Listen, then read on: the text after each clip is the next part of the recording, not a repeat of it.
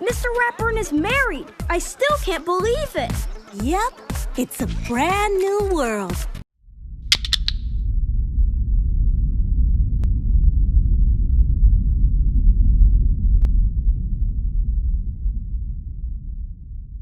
A federal judge has blocked Mississippi's strict new abortion law that bans the procedure after about 6 weeks and makes no exception for rape or incest. While in Missouri, the governor signed into law one almost as strict. Got that? Laura McQuaid, who runs Planned Parenthood, says that men can get pregnant. Huh. How does that work? NBC, a former news organization, ran a piece over the weekend making exactly the same claim. Claim a man delivered a baby.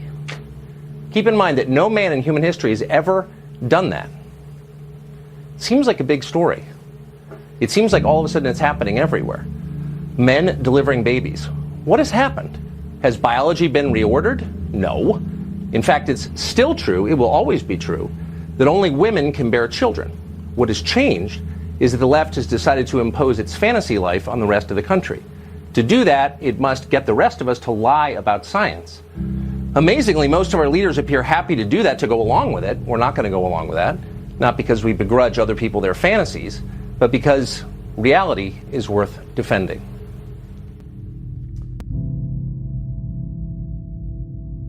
But their parents are so supportive and create kind of such a bubble of love and support around them that they're able to still pursue their passion, even though not everyone in their life necessarily gets it or approves of it. Anyone who is intolerant of this without watching it and learning about it is just scared and should maybe look at what they're scared of, because there's nothing scary about a boy in a dress. That's not scary. It's great.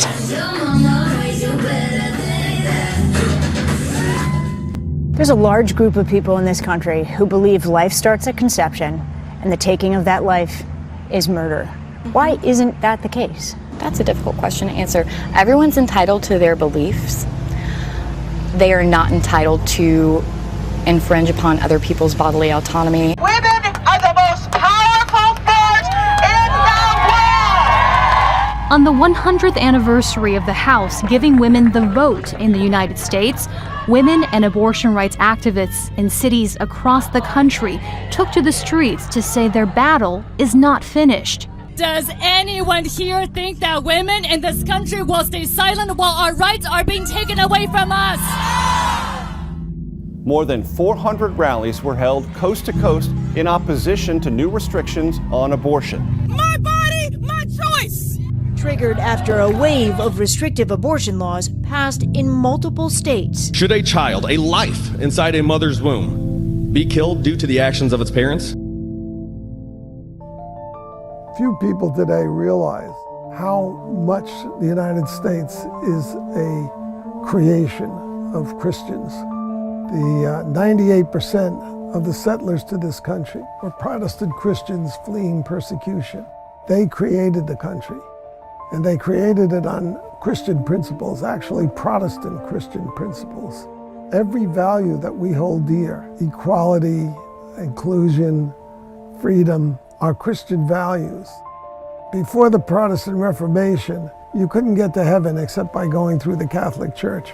And the revolutionary idea that the Protestant Reformation came up with was called the priesthood of all believers. So there's no priest class between you and the Creator. That was the fundamental Protestant idea. When you think about it for a second, if everybody is a priest, everybody is equal. And it's this idea that led to the freeing of the slaves, to the equality of women, to all the great advances in our culture. In America, for the last 50 years, there's been a dedicated war against Christianity and against believers by the so-called progressive left. In my lifetime, there's never been a darker hour for America. When I left the radical movement, when I saw that radicalism was a destructive and evil movement, I began to re-examine the foundations of this country.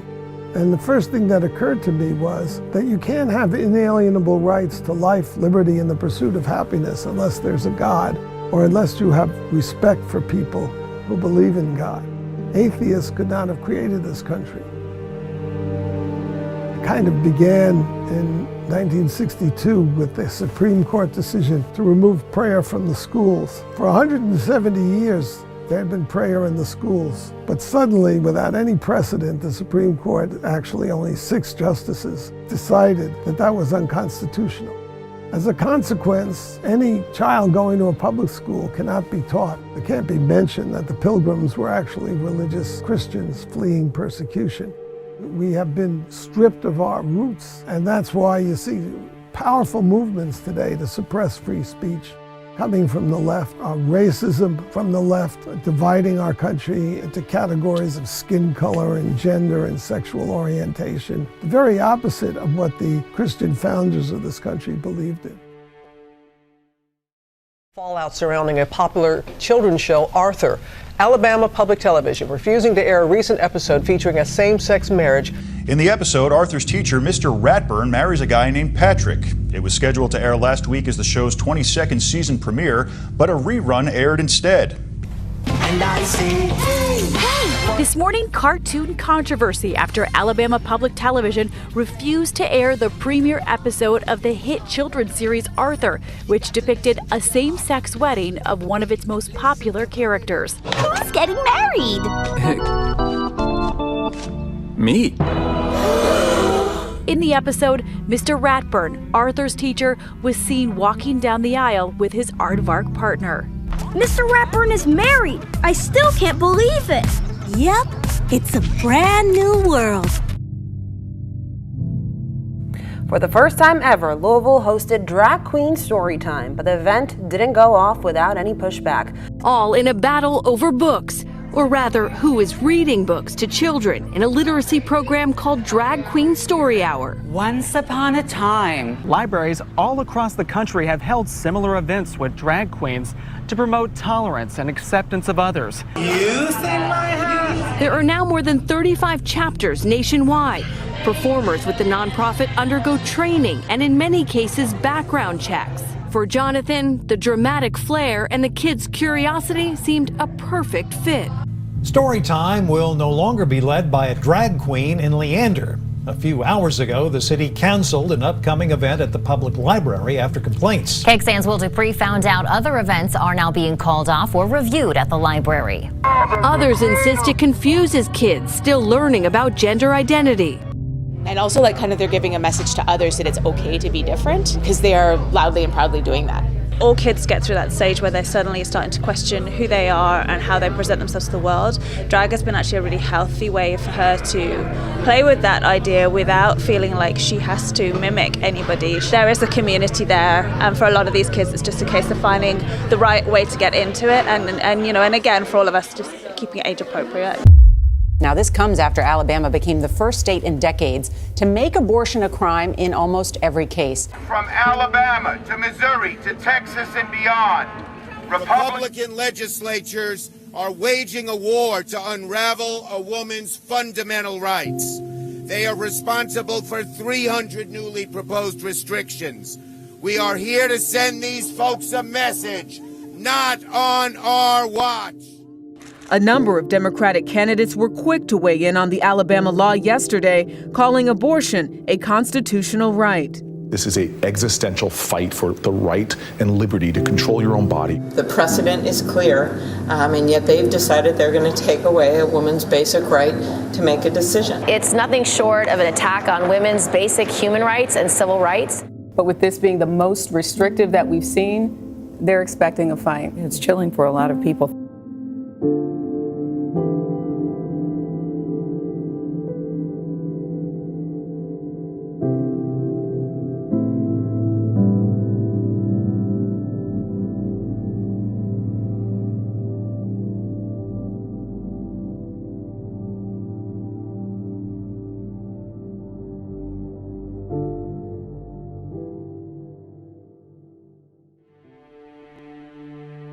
One of the things that I explained in the book is how the left, the so-called progressive, liberal left, is really a religion. It's a religious cult. Actually, it's an old Christian heresy, the left is, named after Pelagius, a Christian monk who lived in the 4th century. And Pelagius believed that sin was against human nature. And therefore, if Christians would just be good Christians, if they would just follow their true nature as human beings, they could create the kingdom of heaven on earth without a divine intervention. Pelagius' antagonist was St. Augustine, who believed in original sin, that sin is part of our nature. It's not against our nature. It's the sin of pride that every leftist has inside them, and the belief that they could create a new world where there's social justice, peace, and there's paradise on earth. It's about perfection. So just as Pelagius believed that if you were true to your nature, you would be a good Christian because sin was against nature, modern progressives believe that if you are politically correct, or if the government can force you to be politically correct, you can create paradise on earth. This is the most dangerous and destructive idea in the history of the human race. It's the idea that we confront today, and it's why I've called this book The War to Destroy Christian America. The most important freedom we have, that actually begins with religious liberty, is freedom of conscience.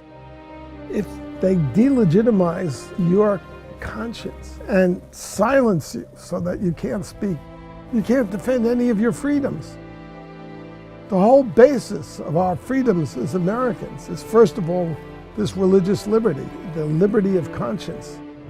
There's no more important fight than defending the freedom of people to disagree with you. The left is at war with people who disagree with them. The left has declared war on Christianity, and the Christians are on the front line. And it's a very, very dangerous moment in our political history.